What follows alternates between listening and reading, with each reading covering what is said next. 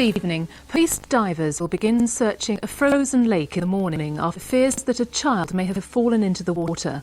Several large holes were spotted in the ice at Nuttall near Nottingham this afternoon. A firefighter who waded in to investigate is in hospital with hypothermia. Police have urged parents to check the whereabouts of their children. It's claimed tonight that the cold weather is helping drunken drivers escape prosecution. The police in Derbyshire say they're too busy dealing with dozens of minor accidents to spend time carrying out routine breath tests. Derbyshire traffic officers respond to one of many accidents in this cold weather. A car skidded into another. The number of accidents has meant fewer people in Derbyshire, 1,700, have been breathalyzed than last year. Fewer tests have also meant only 51 positive results, although here both drivers tested negative. During the Christmas period, we've had 51 people arrested for positive breath tests, and that's 51 too many people, to be quite honest, because each one causes a danger to road safety. Derbyshire police say their anti-drink driving campaign will continue into the new year.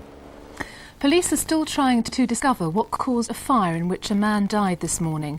His body was found in a flat in the Walton district of Peterborough at 6:30. He was in his early 40s, but his name won't be released until his family has been told. An investigation is underway into what started the fire, but detectives say they don't think it's suspicious. Financial support is on its way to help with rising fuel bills during the cold weather. Pensioners and people on state benefits in Nottinghamshire, Derbyshire and Lincolnshire are to receive an extra £8.50 a week. Leicestershire has already qualified for the cold weather payments, having experienced 7 consecutive days with average temperatures at or below freezing point. The payments are targeted at the elderly, disabled people and families of children under 5 years old. And the cold weather has decimated the weekend sporting programme. Football, rugby and racing fixtures have already been called off. Only 2 football matches are still on. Brazilian star Juninho is still heading for the City Ground tonight. The Premiership match between Forest and Middlesbrough goes ahead. And Lincoln City, still in danger of relegation from the Football League, hope to play their match with Leyton Orient. The games involving Derby County and Leicester City are off. So too are the second division matches for Notts County and Peterborough United.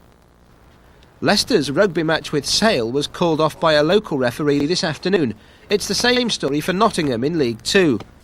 And the Nottingham Racecourse has lost one of its most prestigious meetings of the year. It's like concrete out there.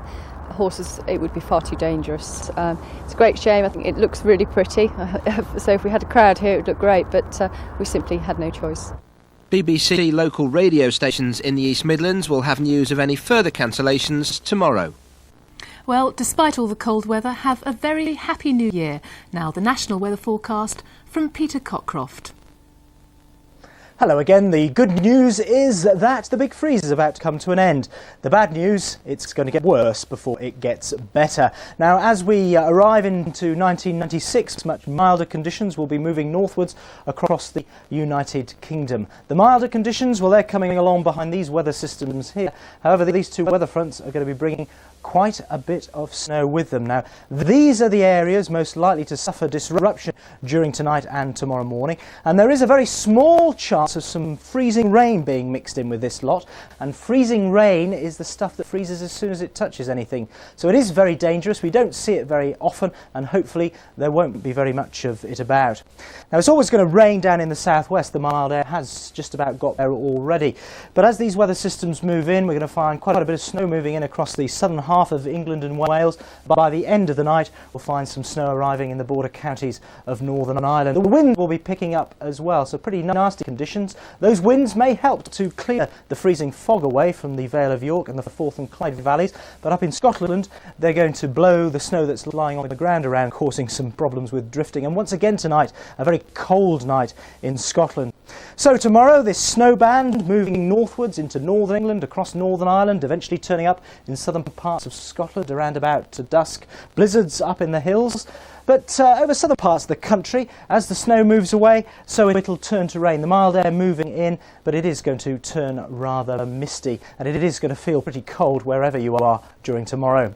During New Year's Eve and New Year's Day, we'll continue to see that Arctic air being pushed up into the northeastern corner of the country. Still a lot of mist and murk around in the south with that mild air, but once the wintry weather ends up in the northeast, I think we will find things brightening up everywhere, and we'll also find 1 or 2 showers coming along, but a much milder New Year to look forward to. Good night.